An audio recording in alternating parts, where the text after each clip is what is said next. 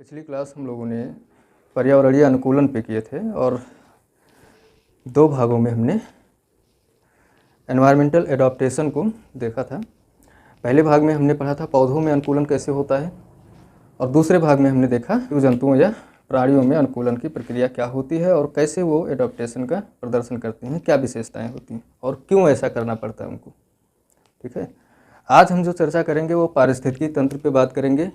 Environment का दूसरा सबसे महत्वपूर्ण टॉपिक है, चैप्टर है, और पूरे पर्यावरण का आप कह सकते हैं कि पारिस्थितिकी और पारिस्थितिकी तंत्र यही दो बेसिक है। इसके बाद में हम जो कुछ भी पढ़ेंगे वो अप्लाइड एनवायरनमेंट कहा जाएगा, क्योंकि इसी दो चैप्टर्स में हम उन सभी शब्दावलियों को सीखेंगे, उन बेसिक कॉन्सेप्ट्स को भी सीखेंगे जो हमें आगे की क्लासेज में ज़रूरत पड़ेंगी। ठीक है, तो शुरू करते हैं बात पारिस्थितिकी तंत्र से।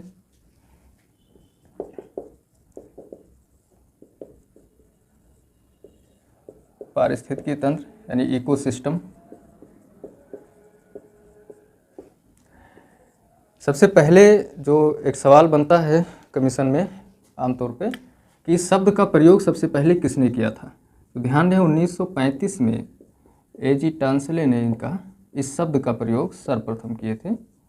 ये महत्वपूर्ण है और कई बार ये परीक्षा में पूछा जा चुका है कि पारिस्थितिकी तंत्र या इकोसिस्टम शब्द का प्रयोग सबसे पहले किसने किया था। ठीक है, अगर पारितंत्र की बात की जाए, पारिस्थितिकी तंत्र है क्या, तो ये पारिस्थितिकी, जो कि पारिस्थितिकी क्या है ये मैंने पिछली क्लासेज में आपको बताया है कि पारिस्थितिकी विज्ञान की एक शाखा है जिसके तहत हम जीव जंतु और उसके पर्यावरण के साथ संबंधों का अध्ययन करते हैं। तो अगर पारिस्थितिकी एक विज्ञान है तो पारिस्थितिकी तंत्र क्या है, उसकी आधारभूत इकाई है। पारिस्थितिकी की क्या है, आधारभूत इकाई है। अब ये आधारभूत इकाई का मतलब क्या हो गया। आधारभूत इकाई का अर्थ ये हुआ कि पारिस्थितिकी विज्ञान को, विज्ञान है तो बहुत ज़्यादा होगा, उसमें बहुत कुछ पढ़ना होगा, बहुत कुछ समझना होगा, तो उस विज्ञान का कोई यूनिट तो होगा ना, कई भागों में बांट कर पढ़ा जाएगा। उसी का एक छोटा यूनिट आप कह सकते हैं पारिस्थितिकी तंत्र है। यानी एक बड़े से विषय का एक छोटा सा चैप्टर पारिस्थितिकी तंत्र होगा। पारिस्थितिकी तो पूरा हो गया, लेकिन जब हम किसी क्षेत्र की बात करें तो वो पारिस्थितिकी तंत्र होगा। जैसे मान लीजिए कि ये पूरा का पूरा क्या है, पारिस्थितिकी है। अब इसमें छोटे छोटे भागों में इसको आप तोड़ दीजिए, तो ये अलग अलग एक क्या है, पारिस्थितिकी तंत्र है। आप कह सकते हैं कि एक पारिस्थितिकी क्षेत्र में बहुत सारे पारिस्थितिकी तंत्र हो सकते हैं। ठीक है, अब ये पारिस्थितिकी विज्ञान की आधारभूत यानी मूल इकाई है। इसी के बेस पे हम पारिस्थितिकी का अध्ययन करते हैं। किसी भी विषय का जो मूल इकाई होता है वो ये बताता है कि मकान का जो नींव है उसको प्रदर्शित करता है, आधार है उसका। तो पारिस्थितिकी तंत्र शब्द में क्या राज छुपा हुआ है कि ये मूल इकाई बन गया। तो पारिस्थितिकी तंत्र क्या है, जैविक और अजैविक घटकों का क्या है, ये जैविक और प्लस अजैविक घटकों का एक संगठन है।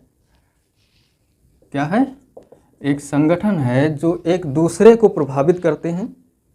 इसका अर्थ ये होगा कि जो जैविक घटक हैं, जैविक घटक में हमने क्या देखा था, जो जीव हैं। अब अगर एक जीव है तो वो दूसरे जीव को भी प्रभावित करता है, यानी जैविक ये घटक दूसरे जैविक घटकों को प्रभावित करेगा और इससे ये प्रभावित भी होगा। लेकिन ये जैविक घटक अजैविक घटकों के साथ भी संबंध स्थापित करता है और अजैविक घटकों से प्रभावित होता है और उसको प्रभावित करता है। यानी पारिस्थितिकी तंत्र में हम क्या देखेंगे कि जो जैविक और अजैविक घटक हैं, जैविक घटक का जैविक घटक के साथ यानी जीवों का जीवों के साथ क्या संबंध है और उन जीवों का भौतिक वातावरण के साथ क्या संबंध है। इन संबंधों से कुछ ना कुछ एक सिस्टम बनेगा। भाई जब आप हमसे जुड़े हैं, आपसे कोई और जुड़ा है, उससे कोई और जुड़ा है, तो फिर क्या बन रहा है, एक पूरी चैन बन रही है और हम सब मिलके क्या कर रहे हैं, अध्ययन और अध्यापन का कार्य कर रहे हैं। तो वैसे ही होता है पारिस्थितिकी तंत्र। पारिस्थितिकी में हम जीव जंतु और उनके आसपास के पर्यावरण का पूरा हम अध्ययन करते हैं, उनके संबंधों का।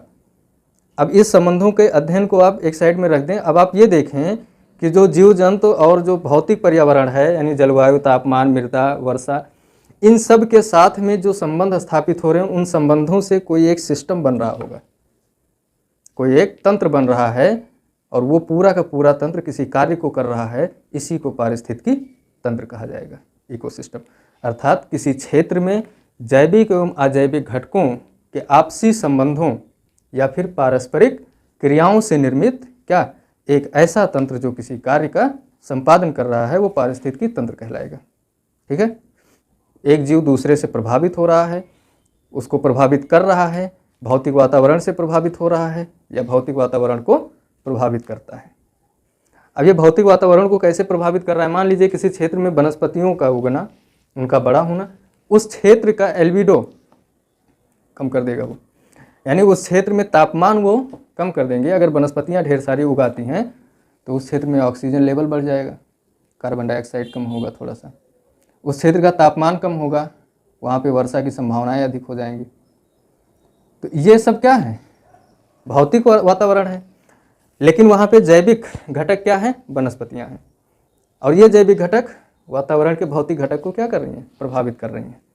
ऐसे किसी क्षेत्र में वर्षा अधिक होने लगी अगर, यानी भौतिक घटक क्या है? वर्षा है। अगर वर्षा अधिक होने लगी तो उस क्षेत्र में वनस्पतियों का विकास तेजी से होगा।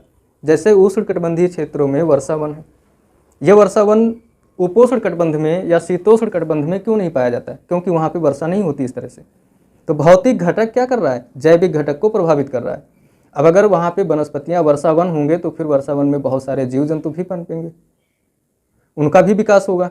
तो भौतिक वातावरण जैविक वातावरण को प्रभावित कर रहा है और जैविक वातावरण भौतिक वातावरण को प्रभावित कर रहा है। इन्हीं के बीच में ये जो क्रियाएं चल रही हैं आपस में एक दूसरे को प्रभावित करने की, इससे एक सिस्टम बनता है, एक तंत्र का निर्माण होता है कि सब एक दूसरे से जुड़े हुए हैं, और उसी तंत्र को पारिस्थितिकी तंत्र कहा जाता है। ठीक है, अब देख लेते हैं कि पारिस्थितिकी तंत्र की विशेषताएं क्या होती हैं।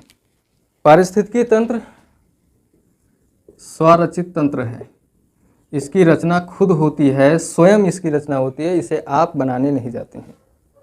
ठीक है, स्वरचित और स्वयं संगठित भी होता है, यानी ये खुद से, इसका जो संगठन है वो खुद का है, स्वगठन और स्वरचित। पारिस्थितिकी तंत्र प्राकृतिक तंत्र है, ये भी एक इसकी विशेषता है। क्या है? एक प्राकृतिक तंत्र है, यानी इसे नेचर ही मेंटेन करता है। अगर जब कभी मानवीय हस्तक्षेप से, मानव द्वारा जब कोई बहुत बड़ा हस्तक्षेप कर दिया जाता है और जिसको प्रकृति मेंटेन नहीं कर पाती है, तब एक आपदा आती है, डिजास्टर।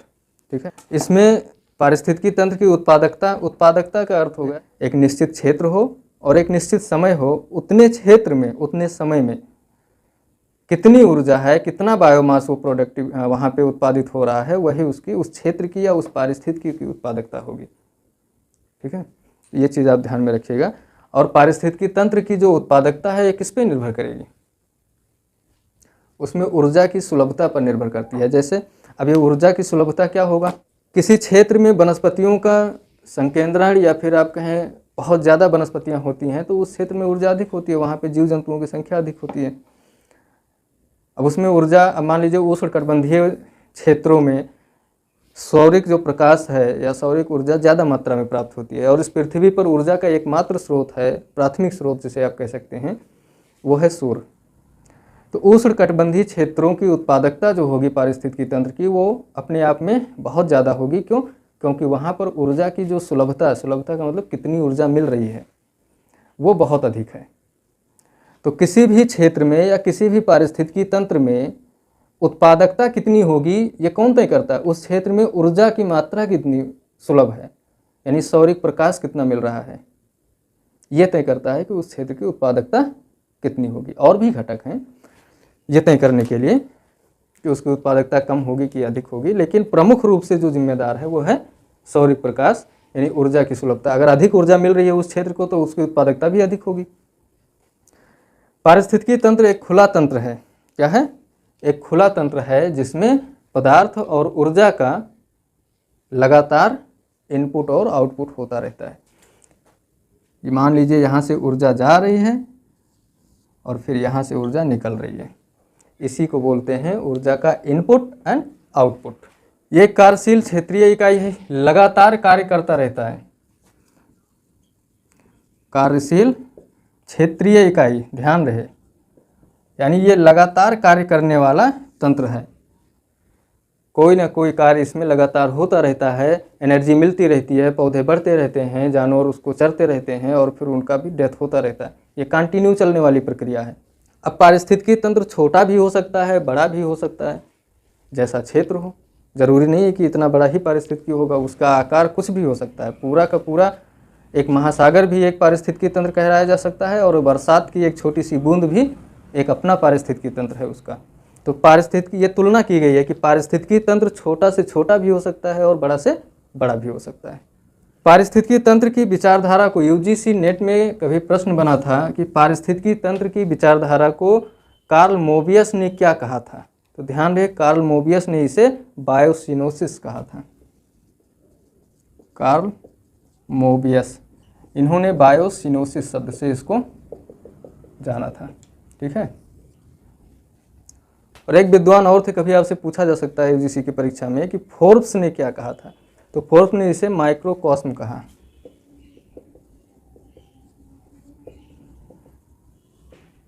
माइक्रोकॉस्म, ठीक है। ये आप ध्यान रखिएगा, जो पारिस्थितिकी तंत्र है उसके लिए इन्होंने इस शब्द का प्रयोग किया। अब पारिस्थितिकी तंत्र की जो रचना होती है, इसके घटक कौन कौन से हैं, हम आगे की क्लास में भी उनको और एक्सप्लेन करेंगे। लेकिन अभी आप इतना समझ लीजिए कि पारिस्थितिकी तंत्र में 3 घटक मुख्य रूप से होते हैं। पहला घटक जो है वो ऊर्जा है। ठीक है, क्या है? ऊर्जा है। और उसके बाद में जैविक घटक, ठीक है, दूसरा है जैविक घटक और तीसरा अजैविक घटक। इन पे हम डिटेल में चर्चा अगली क्लास में करेंगे।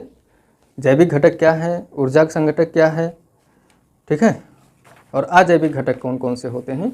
अभी तक इस पर बहुत डिटेल चर्चा नहीं हुई थी, लेकिन अगली क्लास में इसको हम एक्सप्लेन करेंगे। इन तीनों घटकों पे हम बात करेंगे एक क्लास में कंप्लीट। तो आज के इस क्लास में इतना ही।